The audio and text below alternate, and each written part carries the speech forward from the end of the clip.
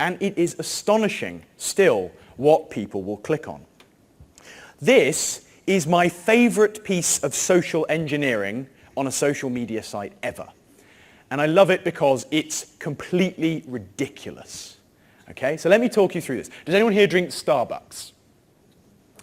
Yes, it's brown water, isn't it? Yes. Okay, so imagine it was for real coffee. Okay, there are other variations of this like Tim Hortons, which I'm led to believe is some form of even browner water on the other side of the pond. So the idea here is that you join this web page and you get a free $25 gift card for Starbucks, which sounds great because, you know, if we take all that kind of brown water and boil it down, we could make one latte for our Mac using friend here so he can turn his Mac on in the morning. Seriously, you've got to try them. They're great. Now, in the real world, we have developed a code as to whether we trust people or not. When we meet them, there's immediately this flash in our minds as to whether they're trustworthy. So, for example, let's see, okay.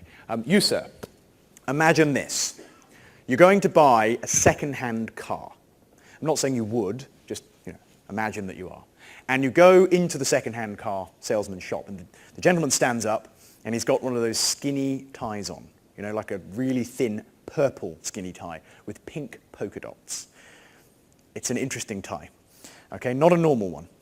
Big jacket, does this a lot, okay? Might hold some money and do this as well, okay? Slicked back hair. And then he does the following. He comes up to you and he says, "I'll be honest with you." Immediately, what flashes through your head, I love the way you kind of stiffened uncomfortably as I said those words as well. That was brilliant. Immediately we go, he's about to lie to my face. This is not going to go well for me. But the same thing doesn't happen in the digital world. We don't register that same warning sign. Thousands of people signed up to this page. The very first sentence on this webpage, "This is not a scam." If someone says this is not a scam, what do you think it might be? Might be a scam? Just maybe? Yeah? But thousands of people joined this website. Well, let's look at the instructions they followed. It's even more staggering. So firstly, we get to join the web page, we get to share this offer, and we get to invite our friends, which is excellent because we can take all of that coffee and boil it down and make 2 lattes, and you can get a Mac using friend. It'll be great. 4, erase everything in your address bar. That's where facebook.com is typed. Now, copy and paste this code into your address bar and hit enter. Note this won't work on Internet Explorer, only Mozilla Firefox and Safari. First time for everything. Cheap shot, I know. Couldn't help myself. People actually copy the horrible-looking, nasty, malicious JavaScript from the web page and run it.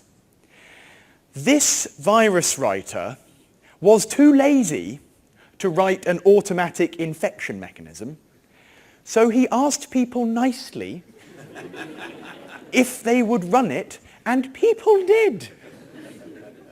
What is wrong with the world? Isn't that staggering? So we look at this example objectively in this audience here and think, that is ridiculous. No one would ever click on that. But thousands of people did before Facebook pulled it down. Now, stage 5. Once you've done that, your friends in the box should turn blue. If you're wondering why they turn blue, it's because you just screwed them by sending them a virus. They won't be your friends for long. 6. Visit our official site and follow these instructions. Now, this is great. We started this mission hoping for $25 of free coffee, but we're told by this Starbucks page that we are just minutes away from being complete. Social media is very powerful. So we get to give away our name and our personal information in addition to access to our computer. But don't worry, there's 0 fraud tolerance. Okay? This particular hacking gang isn't going to go sharing your details with other hacking gangs. Okay? They're going to rip you off on a one-to-one basis. It's a personal transaction. And there's a little padlock So as we know, padlocks mean things are safe. It's not like you can just put a picture of a padlock on any website to pretend that it's okay, right? That would never happen. So an astonishing example of social engineering. It's really, really quite easy.